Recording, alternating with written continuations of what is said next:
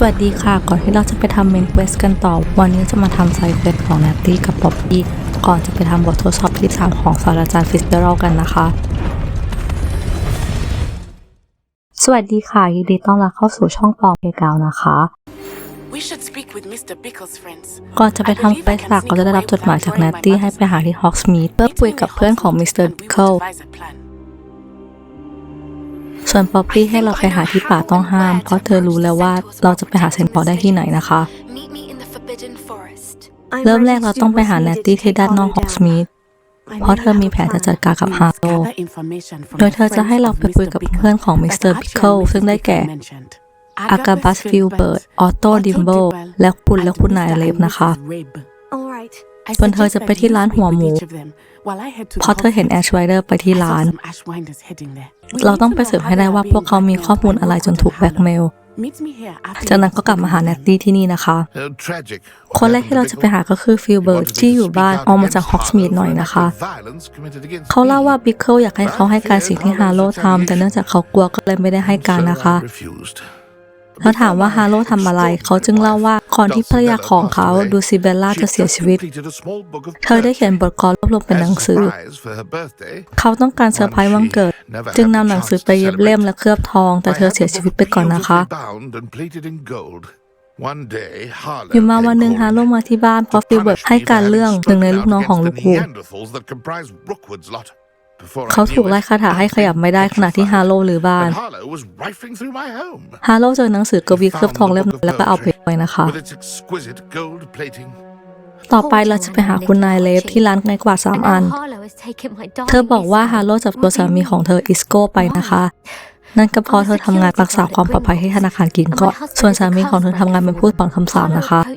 ฮาร์โลเข้าหาเธอเพื่อให้เธอช่วยหลอกเพื่อนร่วมงานเพื่อเอาสมบัติจากห้องนิรภัยเธอปฏิเสธเขามาเรื่อยๆจนกระทั่งวันหนึ่งเธอกลับบ้านและพบว่าสามีหายไปพร้อมจดหมายที่มีมีดปักไว้ชื่อจดหมายกล่าวว่าเธอมีเวลาไม่กี่วันเพื่อเปลี่ยนใจเรื่องธุรการบางอย่างและสามีของเธอจะดีใจเป็นอย่างมากแต่เธอไม่สามารถช่วยในสิ่งที่ฮาร์โลต้องการได้และสามีของเธอจะตกอยู่ในอันตรายสุดท้ายเราต้องไปหาออตโต้ที่อยู่หลังร้านเสื้อผ้านะคะตอนแรกเขาทำท่าจะไม่บอกแต่พอรู้ว่าเรารู้จักกับคุณนายบิคเคิลเขาเลยบอกว่าห้ามบอกมิสเตอร์ฮิลเจ้าของร้านรู้เด็ดขาดแต่เราจำได้ว่าเขาใจดีกับเรามากหลังจากวันที่โทรโจมตีฮอกสมีธนะคะเขาเล่าว่าเมื่อไม่กี่สัปดาห์ก่อนเขากำลังอ่านจดหมายตอนฮาร์โลโผล่มาที่ร้านเขาขอให้เราไปดูออเดอร์ที่เขาสั่งซึ่งไม่มีอยู่จริงแล้วพอกลับมาในร้านฮาร์โลกำลังอ่านจดหมายของเขาอยู่จดหมายนี้มาจากโรซี่ลูกสาวของมิสเตอร์ฮิลเพราะพวกเขามั่นหมายกันมา6 เดือนแล้วพวกเขาไม่ได้บอกมิสเตอร์ฮิลเพราะเขาหวังคู่ครองที่ดีให้กับลูกสาวฮาร์โลขู่ว่าอนาคตของความสัมพันธ์ระหว่างเขากับโรซี่รวมถึงงานของเขาขึ้นอยู่กับความร่วมมือของออตโต้เขาคว้าผ้าพันคอราคาแพงไปจากร้าน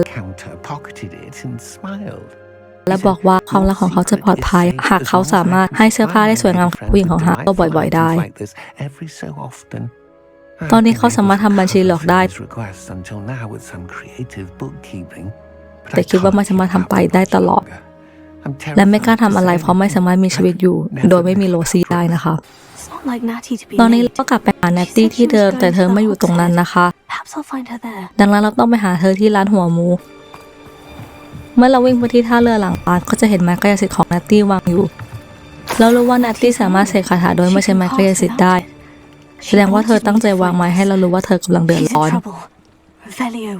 ดังนั้นเราก็ต้องใช้เรวิลิโอตามรอยเท้าของเธอไปเรื่อยๆจนมาถึงทางลงชั้นใต้ดินข้างๆร้านนะคะลงมาแล้วเราก็จะใช้คาถาดึงถังไม้ออกมาจนสุดทั้ง2 ด้านเพื่อเปิดประตูตรงกลางเข้าไปในที่ซ่อนลับของแอชไวเดอร์ภารกิจหลักเลยเราต้องหาแนตตี้นะคะส่วนภารกิจที่ทำก็ได้ไม่ทำก็ได้ก็คือหาหนังสือกวีของฟิลเบิร์ตและหาจดหมายของออตโต้นะคะเลเวลของแอชไวเดอร์ในเควสนี้สูงกว่าเรานิดหน่อยแต่ก็สู้ตามปกติได้เลยนะคะพอสู้จบแล้วทางซ้ายของห้องจะมีหีบที่มีหนังสือกวีของฟิลเบิร์ตอยู่ส่วนจดหมายของออโต้จะอยู่ชั้นบนด้านขวาของห้องนะคะเมื่อเราไปยังห้องถัดไปเราจะเจอกับแนตตี้และมิสเตอร์เลฟโดนขังอยู่ในคุก ถ้าเราใช้เลวิโอคีบก็จะปรากฏขึ้นบนโต๊ะเมื่อปลดล็อกแล้วเราก็จะเจอไม้กายสิทธิ์ของอิสโก้นะคะเขาบอกว่าคุกไล่คาถาต้านคาถาหายตัวได้ถ้าแนตตี้ไม่มีกายสิทธิ์ก็ปลดล็อกไม่ได้เหมือนกันนะคะเขาให้เราหาไม้กายสิทธิ์ของเขาแต่เราเจอมาแล้วก็ให้เขาได้เลยนะคะพอเขาเปิดประตูให้ตัวเองและแนตตี้เสร็จเขาบาดเจ็บเกินกว่าจะใช้คาถาพาเราสองคนไปได้แนตตี้เลยให้เขาไปหาเจ้าหน้าที่ซิงเกอร์ก่อนแล้วจะตามออกไปเองนะคะเจ้าหน้าที่ซิงเกอร์บอกว่าแม่ของแนตตี้ต้องไม่พอใจที่เธอยังออกมาสื่อเกี่ยวกับแอชไรเดอร์อยู่นะคะเราบอกเจ้าหน้าที่ซิงเกอร์ว่าเรามีหลักฐานว่าพวกเขาข่มขู่คนในฮอกส์มีดเพราะนอกจากลักพาตัวมิสเตอร์เลฟเพื่อแบล็กเมลภรรยาของเขาแล้วฟิลเบิร์ตกับออตโต้ก็โดนข่มขู่นะคะ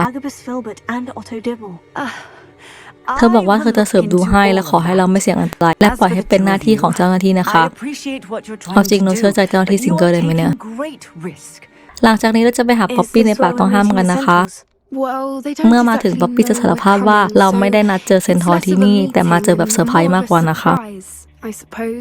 เราเลือกตอบไปว่าถ้าเราบอกเรื่องสนิทเจ็ดแล้วเซนทอร์น่าจะอยากช่วยเรา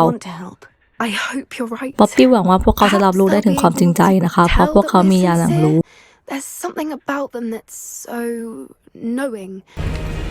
ระหว่างคุยกันอยู่เซนทอร์จะโผล่มา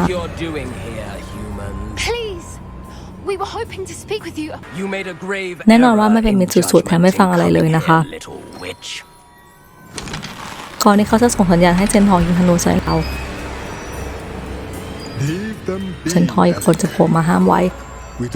เพราะว่าพวกเรายังเด็กอยู่เซนทอร์ทั้งสองคนทะเลาะกันเพราะอเล็กเป็นหัวหน้าเซนทอร์กลุ่มนี้และเขาหาว่าระหว่างที่ดอเรนพยายามยึดถือขนบธรรมเนียมแบบเก่าเซนทอร์มากมายถูกพ้องไม่มาฆ่านะคะดอเรนบอกว่าเรายังไม่ได้ฆ่าใครและให้อเล็กปล่อยเราไป